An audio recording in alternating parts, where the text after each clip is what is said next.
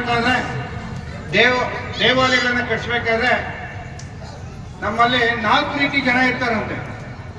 ಒಬ್ರು ಬಡವರು, ಎರಡನೇವರು ಮಧ್ಯಮ ವರ್ಗದವರು, ಮೂರನೇವರು ಶ್ರೀಮಂತರು, ನಾಲ್ಕನೇವರು ಯಾರು ನೋಡಿ.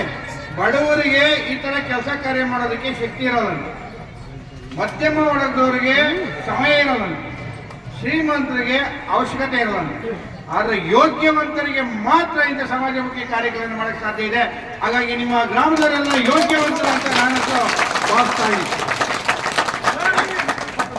ಯಾಕೆ ಅಂದ್ರೆ ಭಗವಂತ ನಮ್ಗೆ 2 ಆಪ್ಷನ್ ಅಂತ ಕೊಟ್ಟಿರೋದು. ಒಂದು ಕೊಟ್ಟು ಹೋಗ್ಬೇಕಂತೆ, ಒಂದು ಬಿಟ್ಟು ಹೋಗ್ಬೇಕಂತೆ. 3ನೇ ಆಪ್ಷನ್ ಇಲ್ಲೇ ಇಲ್ಲ, ತಗೊಂಡೋಗೋದು ಏನೂ ಇಲ್ಲ. ಹಾಗಾಗಿ ಏನಿವತ್ತು ಲಕ್ಕಂಡಳ್ಳಿ ಗ್ರಾಮಸ್ಥರು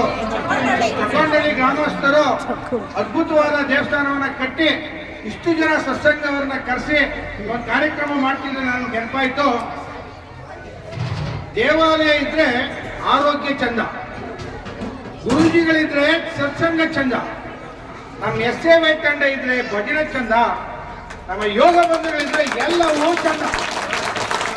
ಹಾಗಾಗಿ ಆ ಯೋಗ್ಯವಂತರಿಗೆ ಮಾತ್ರ ಇಂಥ ಅವಕಾಶ ಇರೋದು. ನೋಡಿ, ದೇವರು ಅಂದ್ರೆ ಯಾರಿಗೂ ಕಣ್ಣಿಗೆ ಕಾಣಿಸಲ್ಲ, ಕೂಗಿದ್ರು ಬರಲ್ಲ. ಆದ್ರೂ ದೇವರು ಅನ್ನೋದು ಒಂದು ಶಕ್ತಿ. ಆ ಶಕ್ತಿ ನಿಮ್ಮ ರೂಪದಲ್ಲಿ ಇರ್ತಾನೆ. ಏನು ರೂಪ ಅಂದ್ರೆ ನಾವು ಮಾಡೋಂತ ಕರ್ಮದಲ್ಲಿ ಇರ್ತಾನೆ ಭಗವಂತ, ನಾವು ಆಡೋ ಮಾತಲ್ಲಿ ಇರ್ತಾನೆ ಭಗವಂತ, ನಮ್ಮ ನಡವಳಿಕೆಯಲ್ಲಿ ಇರ್ತಾನೆ ಭಗವಂತ. ಆ ಒಂದು ನಡವಳಿಕೆಗಳು ಹೆಚ್ಚಾಗಬೇಕಾದ್ರೆ, ಭಗವಂತ ಬರ್ಬೇಕಂದ್ರೆ ವಾರಕ್ಕೊಂದಿನ ಅಥವಾ 15 ದಿನಕ್ಕ ಅಥವಾ ತಿಂಗಳಿಗೊಂದ್ಸರಿ ಈ ತರ ಒಂದು ಭಜನೆಗಳನ್ನು ಮಾಡಿದ್ರೆ ಮಾತ್ರ ಈ ದೇವಸ್ಥಾನಕ್ಕೆ ಒಂದು ಶಕ್ತಿ ಬರ್ತದೆ, ವೈಬ್ರೇಷನ್ ಬರ್ತದೆ. ನಾವು ದೇವಸ್ಥಾನ ಕಟ್ಟಿದೀವಿ, ಪ್ರಸಾದ ತಗೊಂಡು ಹೋಗ್ಬಿಡ್ತೀವಿ, ಹಬ್ಬದ ದಿನ ಬರ್ತೀವಿ ಅಂದ್ರೆ ನಮಗೂ ಶಕ್ತಿ ಬರಲ್ಲ, ದೇವ್ರಿಗೂ ಶಕ್ತಿ ಬರಲ್ಲ. ನಮ್ಗೆಲ್ಲ ಬಯಸೋದೇನೋ ನಮ್ಗೆ ಆರೋಗ್ಯ ನೆಮ್ಮದಿ ಬೇಕು ಅಂತ. ಆರೋಗ್ಯ ನೆಮ್ಮದಿ ಬೇಕಂದ್ರೆ ದೇವರಲ್ಲಿ ಇದ್ದಾನಂತ ನಾವು ಭಜನೆ ಮಾಡಬೇಕು. ನೋಡಿ, ಆರೋಗ್ಯ ಬರ್ಬೇಕಂದ್ರೆ ದೇಹನ ಹದ ಮಾಡ್ಬೇಕು. ದೇಹ ಹದ ಮಾಡೋದು ಯಾವುದು? ಭಜನೆ ಮಾಡೋದು. ನಾವೆಲ್ಲ ಏನೋ ಮಾಡಿದೀವಿ ಅಂತ ಕುತ್ಕೊಂಡ್ರೆ ಬರಲ್ಲ ಆರೋಗ್ಯ. ಆರೋಗ್ಯ ಬರ್ಬೇಕಂದ್ರೆ ಕೈಯನ್ನ ಚೆನ್ನಾಗಿ ಕಟ್ಟಬೇಕು. ಯಾವಾಗ ನಾವು ಕೈನ ಹದ ಮಾಡ್ತೀವಿ ಅದು ಆರೋಗ್ಯ ಬರ್ತದೆ. ನೆಮ್ಮದಿ ಯಾವಾಗ ಬರ್ತದೆ? ನಾವು ಭಗವಂತನ ಒಂದು ಭಜನೆ ಮಾಡಿದಾಗ ಒಂದು ಏಕಾಗ್ರತೆ ಬರ್ತದೆ, ಆವಾಗ ನೆಮ್ಮದಿ ಬರ್ತದೆ.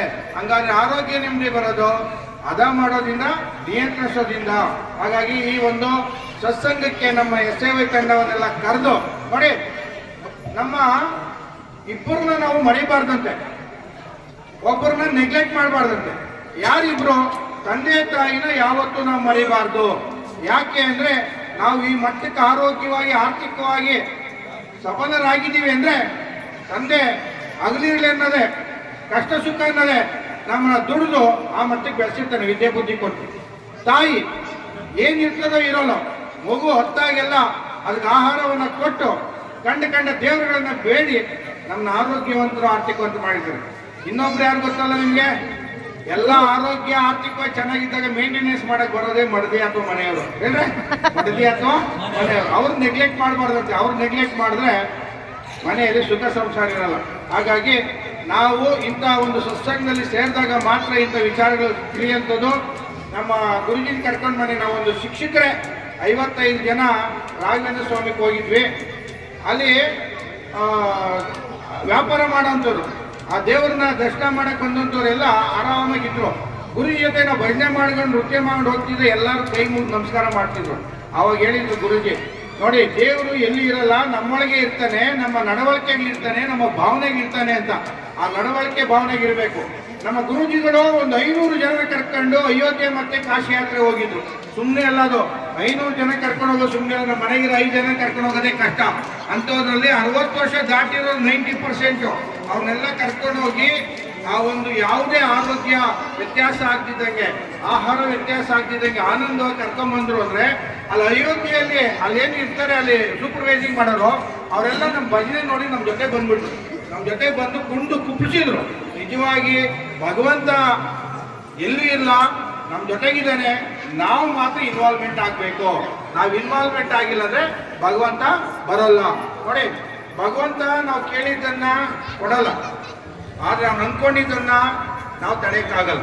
ಅವನೇನು ಅನ್ಕೊಂಡಿರ್ತಾನೆ ಅದು ಹಾಗೆ ಆಗ್ತದೆ. ಆದ್ರೆ ಭಗವಂತ ನಾವೇನು ಕೇಳಬೇಕಪ್ಪ ಅಂದ್ರೆ, ಕಷ್ಟ ಕೊಡು, ಕೊಡಗೋಷ್ಟು ಕೊಡಬೇಡ, ಸುಖ ಕೊಡು, ನೀನು ಮರೆಯಷ್ಟು ಕೊಡಬೇಡ ಅಂತ. ಯಾಕಂದ್ರೆ ಮತ್ತೆ ದೇವಸ್ಥಾನ ಕಟ್ಬಿಟ್ಟು ಹೋಗ್ಬಿಟ್ರೆ ಮತ್ತೆ ನಾವು ಈ ಕಡೆ ಬರಲ್ಲ. ಅವನೆಲ್ಲ ಗೊತ್ತಿದ್ದಾನೆ, ಅವನ ಕಾಟನೂ ಕೊಡಲ್ಲ, ಕಾಪಾಡೋದು ಇಲ್ಲ. ಆದ್ರೆ ಅವಕಾಶ ಮಾತ್ರ ಕೊಡ್ತಾನೆ. ಭಗವಂತ ನಮ್ಗೆ ಏನ್ ಕೊಟ್ಟಿದ್ದಾನೆ? ಅವಕಾಶ ಕೊಟ್ಟವನೇ. ಇಂಥ ಒಂದು ಒಳ್ಳೆ ಅವಕಾಶವನ್ನ ಈ ಗ್ರಾಮಸ್ಥರು, ನಾಗರಿಕ ಬಂಧುಗಳು ಪಡ್ಕೊಂಡಿದ್ದೀರಿ. ಇದಕ್ಕೆ ಪ್ರತಿನಿತ್ಯ ನೀವು ಪೂಜೆ ಪುನಸ್ಕಾರ ಮಾಡಿ, ಭಜನೆ ಮಾಡಿ. ನಿಮ್ಗೆ ಯಾರು ಕಾನ್ಸೆಪ್ಟ್ ಈ ಊರಲ್ಲಿ ಮಹಾನ್